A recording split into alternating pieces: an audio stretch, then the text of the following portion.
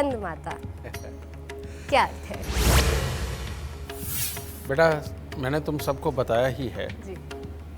कि नवरात्रों का मतलब एक ही है कि हम अपने शरीर के अंदर की कमियों को जानते हुए और कमियों को मिटाने के लिए, बहुत सारी अच्छी शक्तियों और काबिलियतों को जगाने के लिए, और ये समय क्योंकि मौसम के बदलने का समय होता है, जब गर्मी से सर्दी आ रही होती है और सर्दी से गर्मी आ रही होती है, तब नवरात्रे आते हैं जिसमें शरीर के अंदर बहुत सारे बदलाव हो रहे होते हैं। उनसे, बुरे बदलावों से बचने के लिए भी ये व्रत किया जाता है। तो आज हम स्कंद माता की अब ये बात करते हैं। स्कंद माता, ये वाला व्रत क्यों रखा जाता है? कार्तिक जी को मेरा ख्याल सब कोई जानते होंगे, भगवान श्री शिव के पुत्र, ठीक है। तो मैंने कल जैसे कुष्मांडा के वक्त में मैंने बताया था कि जो बच्चे नई नई प्लानिंग बना रहे हैं, नई नई सोच बढ़ा रहे हैं, समझिए, और अपने नए वेंचर्स के बारे में, अपनी स्कीमों के बारे में वो सोच रहे हैं और कुछ करने की सोच रहे हैं, उन लोगों को लौकी कद्दू खाते रहना चाहिए और प्लानिंगें बनाते रहना चाहिए, अपनी रिसर्च को बढ़ाते रहना चाहिए। तो इसके आगे आगे स्कंद माता का व्रत। स्कंद माता का व्रत का मतलब श्री शिव के पुत्र कार्तिक जी, जिनके पास में बहुत सारी शक्ति है और वाकई में शक्तियों से परिपूर्ण बताए गए वो कार्तिक जी, ठीक है। और साउथ में तो बहुत ही ज़्यादा पूजा होती है कार्तिक जी की, क्योंकि वो शक्तियों के मालिक हैं।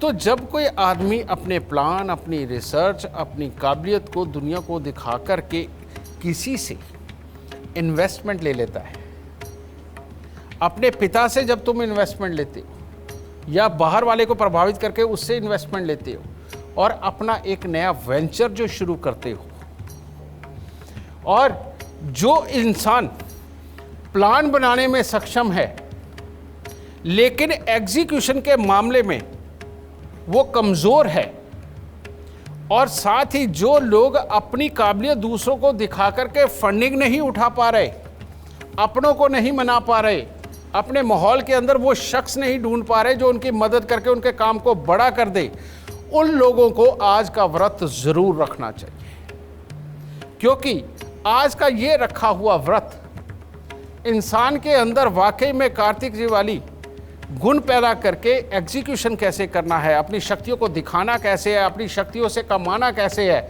ये सब सिखाता है स्कंद माता का ये व्रत। तो सुबह सवेरे 5 बजे 11 माला माँ स्कंद माता के मंत्र की आपको करनी बहुत ज़रूरी है, और वहाँ से दिन की शुरुआत करो। तो भोग क्या लगाया जाए?